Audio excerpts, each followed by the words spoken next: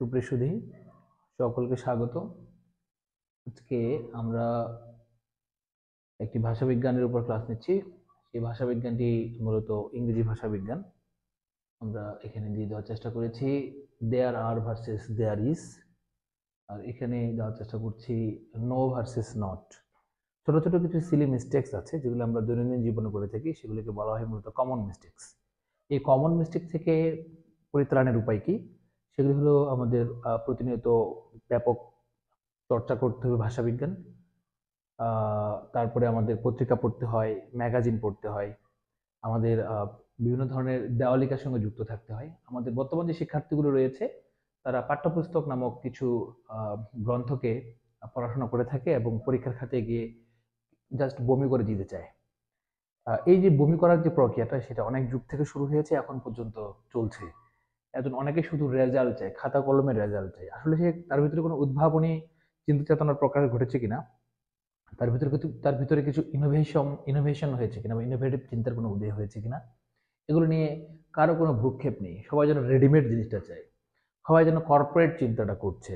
ঠিক আছে, যেমন অফিস চালাতে হবে কিভাবে, ল্যাপটপ কিভাবে চালাতে হবে, সিভি কিভাবে বানাতে হবে, কাস্টমার ডিলিং কিভাবে করতে হবে, এগুলো ইনস্ট্রাকশন অ্যাকচুয়ালি। এগুলি আসলে কোনো নলেজের মধ্যে পড়ে না। তো আমাদের নলেজটার যেটার উপর দাঁড়িয়ে থাকবে, যেটা হচ্ছে বেসমেন্ট বলে, যেটাকে ভিত্তি বলে, এই ভিত্তিটা হলো ভাষা। এই ভাষাটা পৃথিবীতে কোন ভাষাটা রাজ করছে সেই ভাষাটা তো জানতে হবে, এবং সে ভাষাকে জানতে হলে তার মাতৃভাষাকে খুব ভালোভাবে জানা প্রয়োজন। তো এগুলি থেকে আমরা এগিয়ে যাচ্ছি না, আমরা পিছিয়ে যাচ্ছি। তো এগুলি বিষয়ে আমরা বিশদে আলোচনা করেছি বিভিন্ন বক্তব্যে।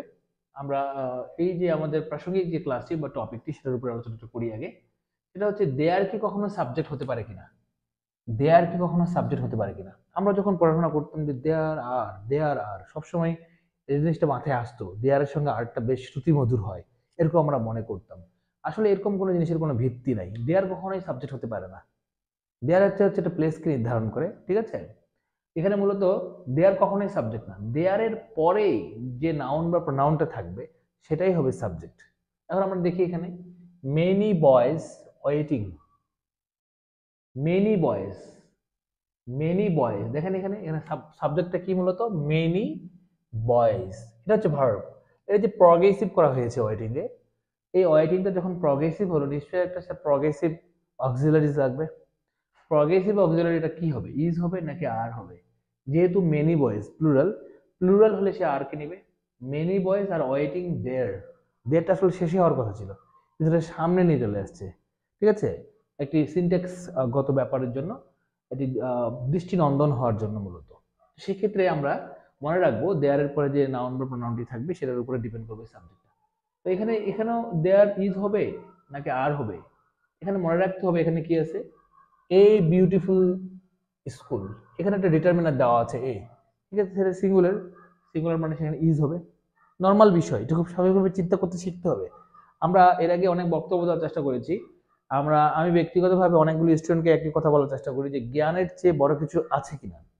আমরা আইনস্টাইনের কাছে গিয়েছিলাম, আইনস্টাইন আমাদেরকে বলেছে যে জ্ঞানের চেয়ে বড় হলো কল্পনা।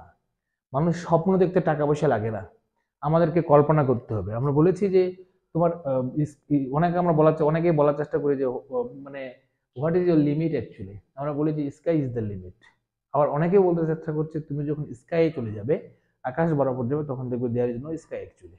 ওকে, তো যেহেতু কল্পনা করতে শিখতে হবে, এই ভাষাটাকে বোঝার চেষ্টা করতে হবে। ভাষা এবং মানুষের জীবন প্রায় একই রকম, ভাষা বদলে যায়, মানুষের জীবন বদলে যায়, মানুষের চরিত্র বদলে যায়, ভাষার নিজস্ব পরিভাষা রয়েছে, মানুষের নিজস্ব পরিভাষা, খুবই কাছাকাছি বিষয়গুলি, প্রত্যয়গুলি। ঠিক আছে, তো এই বিষয়গুলি বুঝতে হবে আমাদের। তো আশা করছি আমরা এই দেয়ারের প্রবলেমটা বুঝে গেলাম। তারপর হচ্ছে নো ভার্সেস নট। এখন আমরা যদি প্রশ্ন করার চেষ্টা করি যে আগে পার্টস অফ স্পিচ জানতে হবে, যদি বলি নো কোন parts of speech actually and not কোন পার্টস অফ স্পিচ, সেটা সম্পর্কেও আমরা আলোচনা করব। এখন আমরা যদি বলি, একটা উদাহরণ দেওয়ার চেষ্টা করেছি যে আই হ্যাভ নো ফ্রেন্ডস নাকি আই হ্যাভ নট ফ্রেন্ডস, এই জিনিসটা আমরা বলতে পারি কিনা। তা আসলে ফ্রেন্ডস যেহেতু নাউন, নাউনকে মডিফাই করবে। আমরা যদি সচরাচর এই প্রশ্নটা হয়ে হয়তো বলে দিবে যে আই হ্যাভ নট ফ্রেন্ডস, কি পারবো না বলতে, নাকি নো ফ্রেন্ডস বলবো। আমরা আসলে যদি আমরা বলতে যদি ভালো লাগে বা শুনতেও ভালো লাগে, সেটা হচ্ছে no friends, I have no friends. মনে রাখতে হবে নো সব সময় অ্যাডজেক্টিভ, ঠিক আছে, একটা পরিমাণ বোঝাচ্ছে। হুম, দেখা যাচ্ছে নো ফ্রেন্ডস, ফ্রেন্ডস কে, ফ্রেন্ডস হচ্ছে নাউন, এই নাউনকে মডিফাই করলে সেটা কি হয়ে যাবে, নট হয়ে যাবে, নো হয়ে যাবে, সরি। তাহলে নো ফ্রেন্ড, নোটা সবসময় কার আগে বসবে, নাউনের আগে বসবে, নাউনের আগে বসলেই তার অবস্থানটা হয়ে যাবে অ্যাডজেক্টিভ, তার পরিচয়টা হয়ে যাবে অ্যাডজেক্টিভ, এটা মাথায় রাখতে হবে।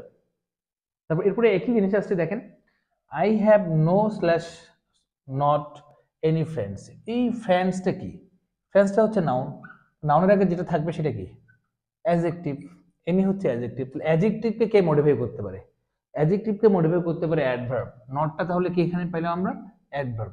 এখন যদি বলা হয় what is the definition of adverb, অ্যাডভার্বের ডেফিনেশন হলো adverb modifies all the parts of speech except noun and pronoun.